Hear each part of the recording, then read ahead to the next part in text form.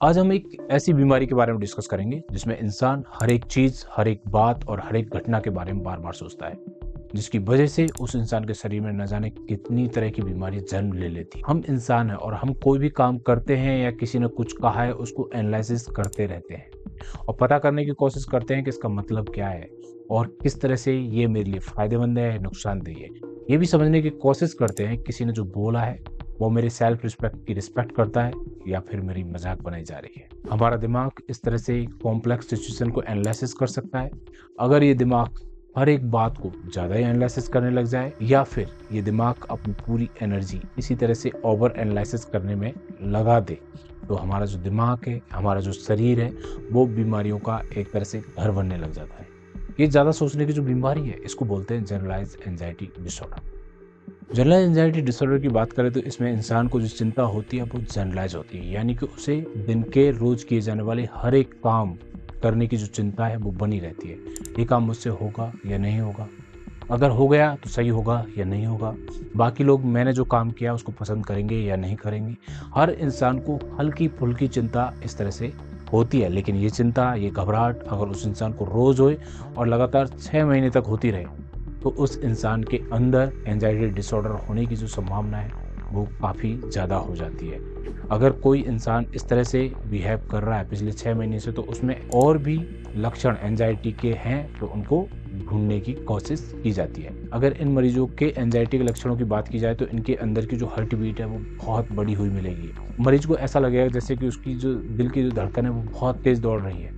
इस घबराहट की वजह से इन मरीजों के शरीर पे हमेशा ही पसीने आते रहते हैं। कुछ लोगों के हाथों में इस तरह से कपकपी लगी रहती है, मुंह ऐसा लगेगा जैसे कि मेरा मुंह सूख रहा है। कुछ लोगों को ऐसा लगेगा कि सांस में तकलीफ हो रही है, काफी बार ऐसा लगता है कि बस मेरा दम घुटे जा रहा है। कुछ लोगों को छाती में दर्द महसूस होता है, कुछ लोगों को उल्टी का मन करता है और हल्का पेट में दर्द लगातार बना रहता है। अगर इन बीमारियों के दिमाग पर असर की बात करें तो इनको हल्का सिर में दर्द हमेशा बना रहता है, जिसमें जो दर्द की दवाएं हैं वो थोड़ी देर के लिए काम करती है, परंतु सिर दर्द फिर से इन मरीजों को होने लग जाता है। ये लोगों को डर लगा रहता है कहीं मैं पागल तो नहीं हो जाऊंगा। कुछ लोगों के अंदर मरने का भय भी बना रहता है। कुछ लोगों को एकदम से गर्मी फील होती है, कुछ को अचानक से सर्दी लगती है। इस बीमारी में मरीज काफी बार कंप्लेन करता है कि उसके पैरों में झंझनाहट रहती है। काफी लोगों को लगेगा कि उनके पैर सुन्न हो रहे हैं। कुछ मरीजों को हाथ पैरों में दर्द होता रहता है, बहुत ज्यादा रेस्टलेस फील होता है, कभी भी रिलैक्स नहीं हो पाते हैं। कुछ लोगों को लगता है कि उनके गले में कोई गांठ हो गई है, लेकिन जब उनकी जांच कराई जाती है तो इस तरह का कुछ भी नहीं मिलता है। जब उन्हें समझाया जाता है कि आपके गले में कोई गांठ नहीं है, फिर भी ये लोग मानते नहीं है कि मेरे गले में गांठ नहीं है। थोड़ा सा भी कुछ ऐसा हो जाए जो उसने सोचा नहीं हो तो वो बहुत घबरा जाते हैं। जैसे कि किसी का हस्बैंड ऑफिस से 6 बजे आता है, अगर वो थोड़ा सा भी लेट हो जाए तो वो इतना सोचने लग जाते हैं कहीं एक्सीडेंट तो नहीं हो गया है, कहीं उनकी जान तो नहीं चली गई है। इसके चक्कर में वो बहुत ज़्यादा घबराने लग जाते हैं। इस तरह के लोग अपने काम पे अच्छे से कंसंट्रेट नहीं कर पाते हैं, बहुत ज़्यादा चिड़चिड़े रहते हैं। इस बीमारी में इंसान को अच्छे से नींद नहीं आती है। ये जो बताए हुए लक्षण हैं उनमें से 4 लक्षण किसी को है और अगर 6 महीने तक इस इंसान के अंदर बने हुए हैं तो इस इंसान को जनरलाइज एंजाइटी डिसऑर्डर होने की संभावना बहुत ज़्यादा है। अगर इसके कारणों की बात करें तो इनमें सबसे जो बड़ा रोल है वो जीन प्ले करते हैं, यानी कि किसी के पेरेंट्स को अगर एंजाइटी की बीमारी है तो उनके बच्चों को भी एंजाइटी की बीमारी होने की संभावना काफ़ी ज़्यादा रहती है। अगर घर का एनवायरनमेंट इस तरह का है कि घर के मेंबर छोटी छोटी बात को लेकर चिंतित हो जाते हैं तो उनके बच्चे भी आगे जाके इसी तरह से बिहेव करते हैं, यानी कि उनके अंदर भी ये बीमारी डेवलप हो जाएगी। इस बीमारी के लक्षण काफ़ी सारी दूसरी बीमारियों से मिलते हैं, इसीलिए उन बीमारियों की जांच भी करा लेनी होती है।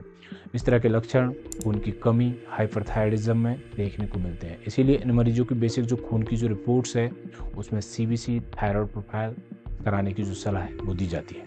अब अगर हम जनरलाइज एंजाइटी डिसऑर्डर के ट्रीटमेंट की बात करें तो सबसे पहले हमें हेल्थी लाइफस्टाइल को अडॉप्ट करना बहुत ज़रूरी है, जिसमें 6 से 8 घंटे की नींद ले, बैलेंस डाइट ले, एक्सरसाइज पे काम करना चाहिए। आप मेडिटेशन का सहारा ले सकते हैं। कॉग्निटिव बिहेवियरल थेरेपी का जो रिजल्ट है इस बीमारी में बहुत अच्छा होता है। हर रोज़ अपने बिहेव यानी व्यवहार को इम्प्रूव करने की कोशिश करें।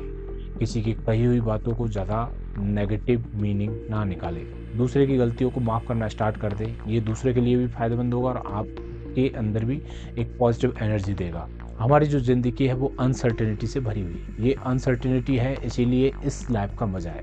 जैसे कि हम कोई मूवी देखने गए, अगर उसमें हमें क्लाइमैक्स के बारे में पता हो, उसके हर एक सीन के बारे में पता हो, तो हमें उस मूवी में इतना एन्जॉय नहीं आएगा। इसी तरह से इस लाइफ को लेना चाहिए।